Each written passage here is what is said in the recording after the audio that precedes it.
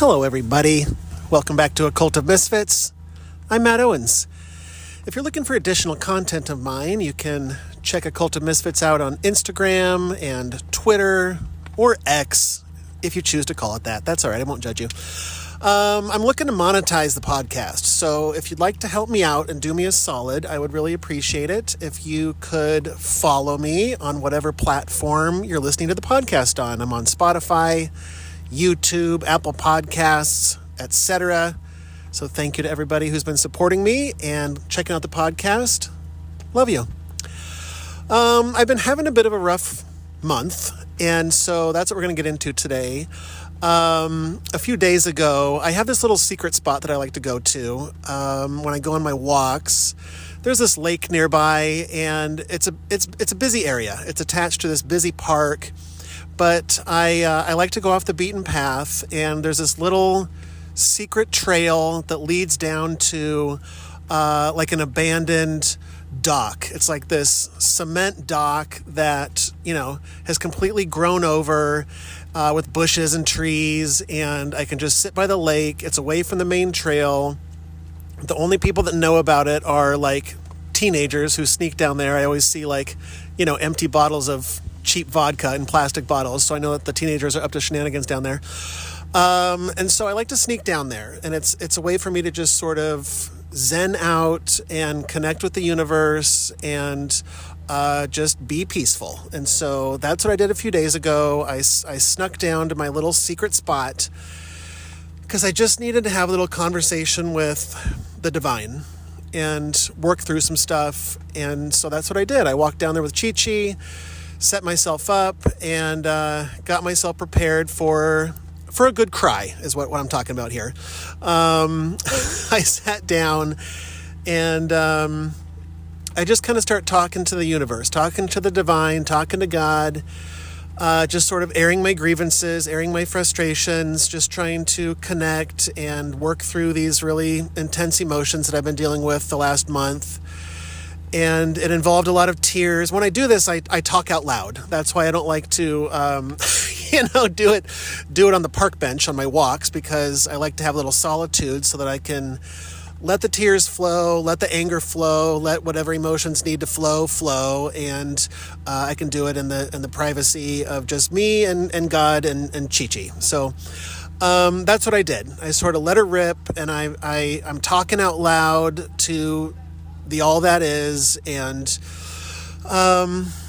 it was a really intense session, and I'm a lot of ugly crying, a lot of yelling, then a lot of just working through stuff.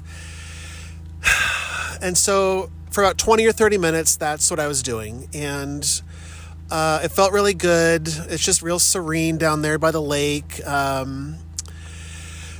And so after about 20 or 30 minutes of this, just this intense release, I'm just kind of calming down and just sort of watching the lake. And I look over to my left, and there's some bushes there. Like I said, everything's kind of overgrown. And so I look to my left, and slowly emerging from behind these bushes, 20 feet away from me, is this man. And he's wearing head-to-toe camouflage. And he is gliding across the water in a completely camouflaged canoe. And it turns out that while I was bearing my soul and ugly crying, he was 20 feet away behind the bushes, listening the entire time as he was fishing. So I didn't know what else to do. He just kind of looked at me and just kind of nodded hello, sir. And I'm like, okay, hi, you definitely heard all of that. So glad you get a little peek inside my soul today. Wish you would have come out a little bit earlier from your hiding spot, but that's all right. Why he needs to be in all camouflage when he's fishing, I don't know. I don't think the camouflage works with fish, but guys, what do I know? I'm not a hunter. So, I didn't know what else to do. It was very awkward. He just kind of kept gliding past me very, very slowly and not quickly enough for my taste. I just wanted to get out of there at that point. So that's what I did. I gathered up my things and I just retreated. It was a little awkward. So that happened a few days ago, and what I want to talk about today is sort of what I've been working through, the stuff that I've sort of been struggling with this last month. For those of you, fans of the show, hi, love you, I see you. Fans of the show will notice that I've sort of been on a little hiatus this month. I haven't really been posting that much on social media or any podcasts, and I wanted to go into why. I often will take a break from things. I'll take a break from social media when I'm kind of feeling imbalanced, or I'll take a break from alcohol, or take a break from marijuana, or take a break from sugar, or take a break from coffee, or take a break from whatever it is that I'm obsessively consuming. And so I've been doing this for years, where I realize, look, I really like marijuana or alcohol or fill in the blank. I like these things and I don't want to give them up permanently. So I try to find some sort of semblance of balance by, taking a week off or taking a month off from whatever it is. Sometimes I'll, take a month off from drinking or smoking just to sort of rebalance, but also to prove to myself that I can actually do it, right? It's always been important to me to say well, look, I can do anything. So I'm going to take a month off, but then I inevitably always end up going right back to it, right? And then I just play this game, this yo-yo game of going back and forth of, over-consuming, becoming imbalanced, and then taking a week or a month off, and then doing it again and becoming imbalanced again, and then taking a week or a month off. And so that's what I've been doing for my entire adulthood, right? And so at the beginning of May, I started realizing some physical symptoms. Earlier this month, I realized that my teeth were chattering a lot. I'm chattering my teeth. And I felt like a crackhead, to be honest with you. I was just my teeth were chattering all the time. And it was because of the caffeine I was drinking every morning. My teeth were chattering and I started my hands were all shaky. And so I kind of reduced it down to even a cup a day in the morning. But I was still finding that I was still having these same physical symptoms, teeth chattering, hands shaking, I was kind of nervously gnawing on my tongue with my molars, just kind of chewing on my tongue. And I'm what the fuck is going on? I feel like a total crackhead here. And so I thought I need to address this and figure out what's the deal with coffee and how it's affecting me. And I wasn't getting any sleep. I was just kind of feeling really fatigued all the time and just brain fog, And so I just wasn't in a good place physically. And I've been there before, and usually, like I said, I take these breaks, but I thought, okay, fine. I'm gonna reduce my coffee to a cup a day. I'm gonna take a month off from marijuana. That's what I'm gonna do. I'm just gonna take a month off from marijuana and just sort of see where we go from there. And so that's what I did. My nervous system at that point was it just felt jacked, just really jacked up all the time. I was always just in the state of, I didn't like it, right? Just sort of jittery and tired, and I just felt gross every day. And I realized I kind of get into these patterns. I've done this my whole adult life. That's why we're talking about this. My whole adult life, the pattern has been, I always tell myself that I can't really sleep at night, right? I have trouble sleeping. I always have my whole life. And so to combat that, what I have found works really well is to just drink a lot of alcohol and get blackout drunk. And then I sleep real good that night, right? Night, what I do is I crash my body at night. And so then at some point along the way, I discovered weed, and weed definitely did the same thing. So whether I was smoking or drinking, the goal was to crash my body so that I will just fucking sleep. And I've been doing that for my entire adult life, right? But what the pattern is that I will smoke or drink at night, every single night. And then, of course, when I consume those things, they make me want to eat shitty food, whether that's sugar or fast food or carbs or whatever. So now I'm, consuming these things to force me to sleep, but in conjunction with that, I'm eating a bunch of food right before bed. And so my body crashes. And then the whole night, my body is trying to process all of these things that I've crammed into myself, right? And then because of that, I wake up the next morning and I'm totally groggy and tired and usually very grumpy and irritable. And so to combat that feeling, I will then chug a bunch of coffee to jolt my body awake again because of what I did the night before. And it's just this endless pattern over and over and over again since the beginning of time. And so I started thinking about it. But I wasn't ready to give up on any of these things. But I thought, like, this isn't working, right? And I had given up. Just Memorial Day was just a few days ago, and on Memorial Day, I'd spent the whole month not smoking weed, and so I thought, like, I'm struggling here. Even though I wasn't smoking, I was still drinking coffee and alcohol, and just generally feeling like shit. And so finally, I had enough. I hadn't smoked in weeks, and I thought, like, okay, let's see if smoking weed will kind of help rebalance things here. So on Memorial Day, just a few days ago, I smoked weed. I was like, I just need to get to fucking sleep. I just need my body to sleep, and that will solve everything. So I smoked weed on Memorial Day, and it was one of the worst experiences smoking that I've ever had in my life.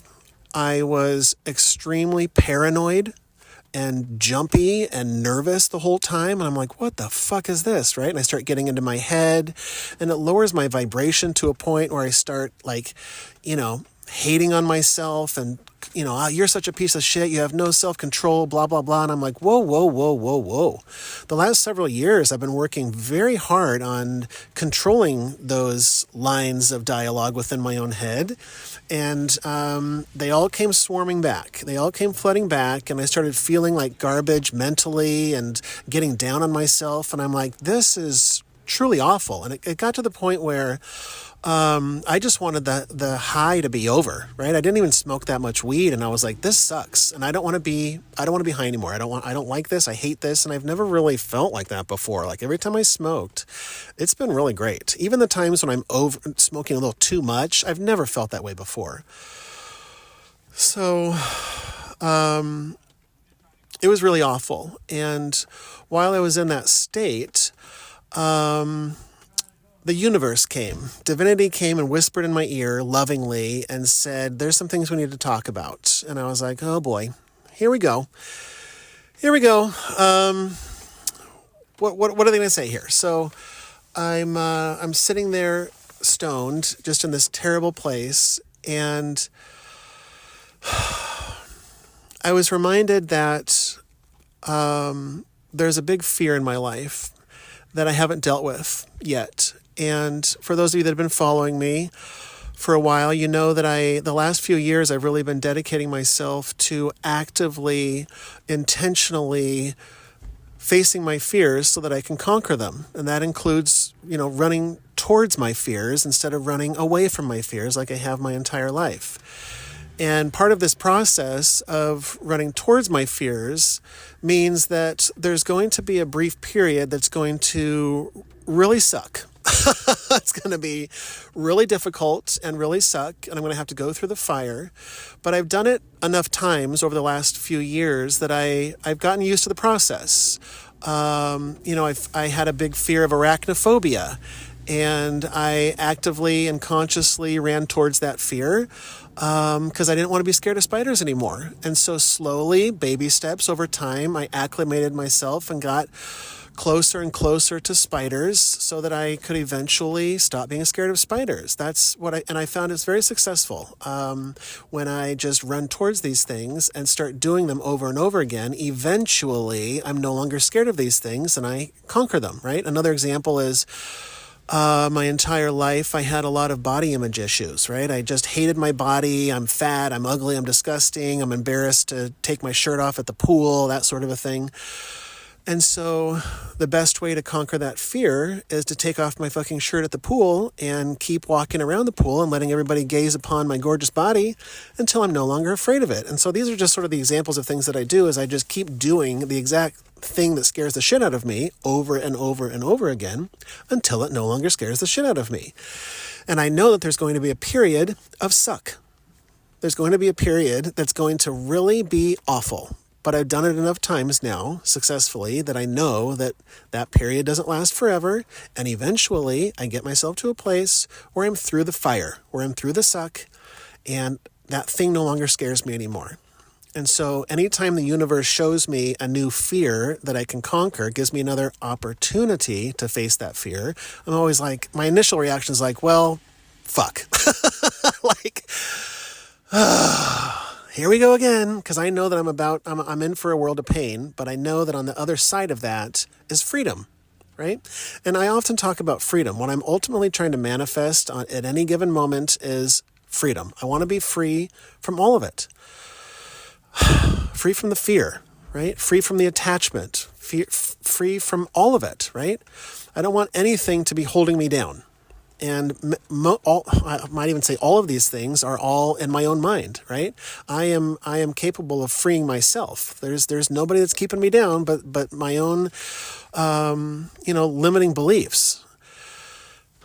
I have these limiting beliefs around weed or alcohol or anything like that. My limiting beliefs are like, I can't be creative if I'm not smoking weed, right? I can't sleep at night if I'm not stoned or drunk, right? I can't be interesting or have a fun personality if I'm not stoned. I can't record a podcast and be fun if I'm not stoned, right? I can't connect to spirit if I'm not stoned, right? These are all limiting beliefs because they're all BS, right? It's all just that voice in our head telling us that, right? Sometimes I call that voice in my head Hal, like the AI system on board the spaceship in 2001: A Space Odyssey, right? It's the adversary. And the adversary within our own mind is there to try to topple us, to take us down, right? The opponent. And the opponent will often whisper these things in my ear, telling me these sweet lies, trying to convince me that I can't survive without fill in the blank. Weed, alcohol, coffee, whatever.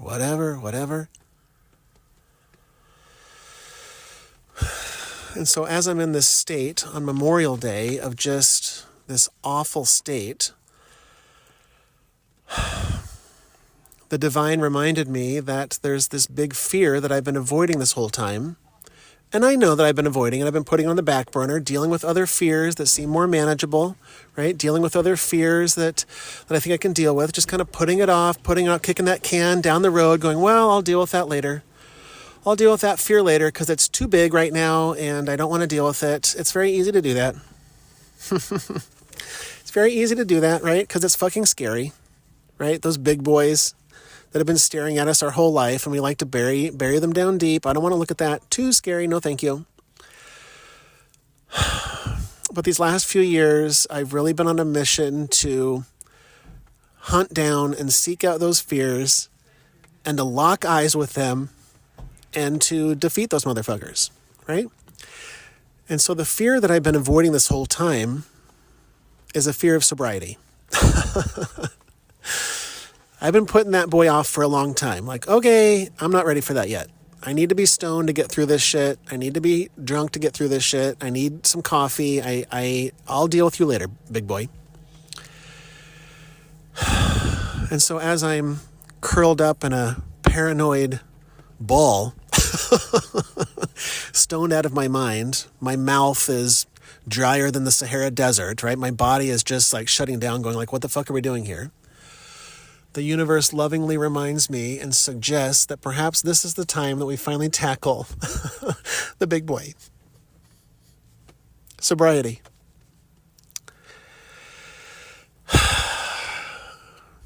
That voice in our head, the adversary, Hal,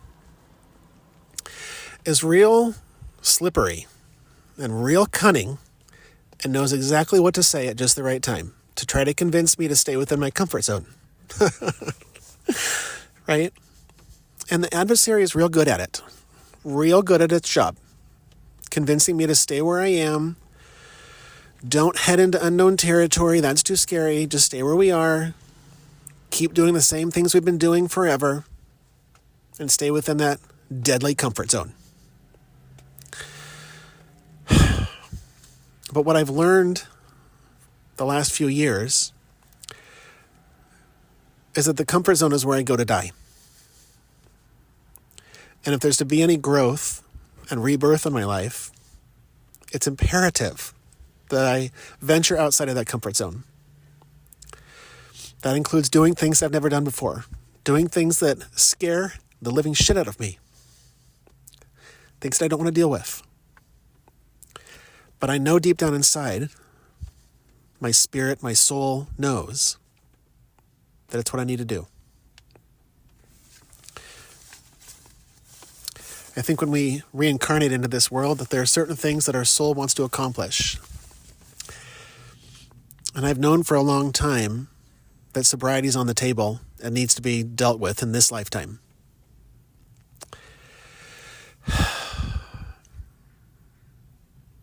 And so when I got the message that it's time, I was like, okay. God damn it. Fuck. Fine. Okay, I got to deal with this. And the time feels right. Every other time I've tried to deal with it, to address it, it's been too big. I'm not ready for that yet. It feels forced. I feel like, I don't want anybody telling me what to do. I don't want to, stop trying to force me to be sober, whether it's perceived from my family or society or even the own fucking voice in my head telling me to do it. I'm like, just shut up. I'll do it in my own time. Leave me alone. I don't want to do it. I'm scared. But it finally feels right. It finally feels time. I feel like these last few years I've been embarking on this wild journey, this wild path that has led me down some real crazy places, real dark and scary places, to be honest with you. But ultimately, I know that once I've gone through those places, they've made me stronger. And if I'm trying to manifest freedom in my life, then I know that I can't have attachments to substances. And I've always tried to ignore it. Like, yeah. I know what the Buddhists say about reaching nirvana, and it's not possible unless you release all attachments. I'm like, yeah, but can I still reach nirvana if I'm drunk? Like, what are the rules on that? Are there any loopholes where I can smoke weed and still reach nirvana, right? I try to talk myself out of it or into it. The adversary is always trying to convince me to find a little loophole, right? Well, maybe if I just take little breaks now and then from marijuana, that's okay, right? That's balanced, isn't it? Yeah, okay, that sounds good. The adversary is a real tricky SOB, right? I always found real convincing ways to convince myself to continue using these substances, right? When I'm in a bad mood, I can use them to pep up a little bit, right? I can always find an excuse to keep using them. The truth is, every podcast that I've ever recorded, I've had past podcasts before this one, previous iterations of it that I've used different names or whatever just to sort of practice. But the truth is that I've always smoked during all of them. I've smoked during every single one of them. And I always talk about how we wear these masks, right? We pretend to be one way around these people and another way around other people, around our family or our coworkers or this community or that community. And these last few years, I've been really actively trying to shed all of those masks, right? I just want to be my true, authentic self. And I want to just be who I am at any given time. And I realized that if I'm recording all of these podcasts while I'm completely stoned out of my mind every time in order to be more entertaining or funny or creative or whatever the adversary is telling me, then I'm not really being my true authentic self, am I? I've only recorded one podcast. It was actually like an Instagram live or something. And I just wanted to test it out to see for myself if I could actually do an Instagram live completely sober. And I did it, and it was not my best work, right? I was like, well, that sucked. I just need to go back to smoking again. So I was like, okay, well, I did it there. I'm happy. I proved it to myself. I did it one time, and now I'm going back to smoking again. And so the idea of recording a podcast while completely sober is terrifying to me. Right? Because I've never done it before. And the adversary has told me that it's not possible, right? That I'm not going to be good enough, or it's not going to be entertaining, or it's going to be too boring, or my personality isn't good unless I am completely stoned, right? And so, in order to continue pursuing this this path of dropping all the masks and becoming my true authentic self, because the truth is, carrying all those masks around, it's fucking exhausting, right? I have this giant bag of masks that I've been dragging around with me my whole life, right? And anytime I'm around these people, I'll dig into my bag of masks and pull it out and pretend to be somebody that I'm not, right? But the truth is that I'm done with the masks. And as far as I know, this is the last mask, the final mask. And the divine has let me know that in order to gain this freedom that I've been so desperately seeking all these years, that I've been actively pursuing all of these years, that I need to drop this final mask and to just be myself. And the truth is, my entire adulthood, I have rarely been sober. And I didn't realize that until I started thinking about it. I have been, I tried to avoid it for a while because alcoholism runs in my family, and my mother has struggled with addiction her entire life.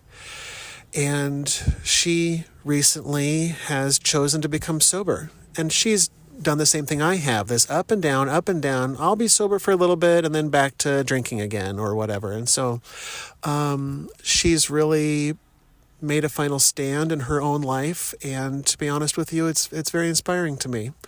And I realize that if she can do it, then I can do it. And if I can do it, then you can do it. And anybody can do it. We all know we can do it, right? And if we just don't listen to these limiting beliefs in our heads, because they're all lies, right? They're just lies that the adversary is trying to tell us. And if we could just get to a place where we don't listen to the lies and override that programming, put a mute on that voice, then we can do anything, right? My whole life, I have been cowering in the corner, this wimpy little scared boy, right?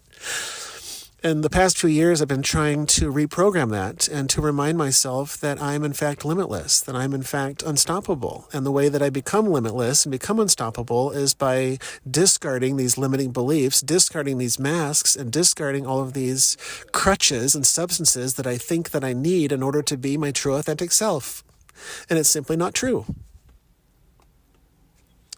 Right? Thinking that I need to smoke weed in order to connect to God is absurd.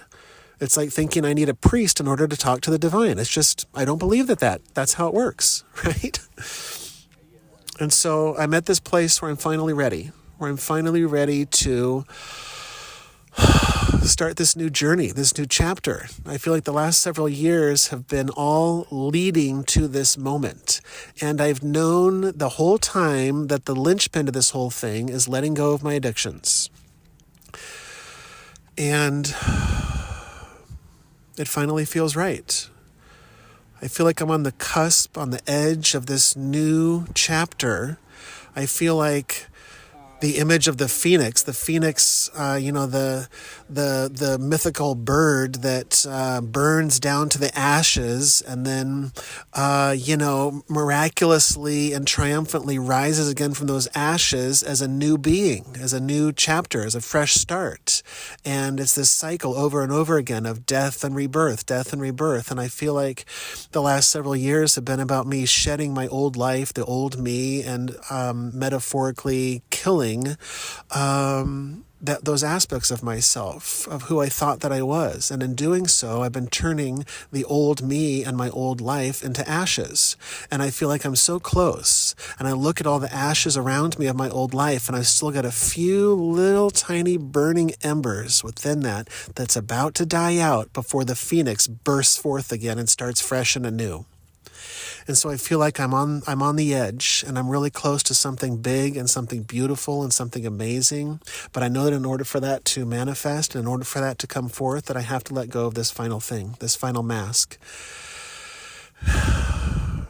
And I have to become sober. And so I was very nervous about making this podcast for several reasons, because I've never really truly recorded a podcast sober, and so that scares the hell out of me. And So I feel like this new chapter is all about being brave and being bold and embracing the true me and who I really am. And it's terrifying and exciting all at the same time. And so I would love for you guys to join me on this journey and see the beautiful unfolding of my next chapter and the ending of this chapter and what comes next. But thank you for listening, and perhaps this can inspire you to do the same, to follow a similar path to what I'm doing. And I know that you'll forgive me if I'm a little wobbly for a bit while I sort of rebalance and my body readjusts and my mind and everything readjusts. I may not be recording podcasts or posting on social media as I often do while I rebalance, but I'm feeling good, and I'm feeling like this is exactly where I'm meant to be, and I'm very excited for what's to come. So thank you to everybody for supporting me in this journey and following the podcast, and I love you.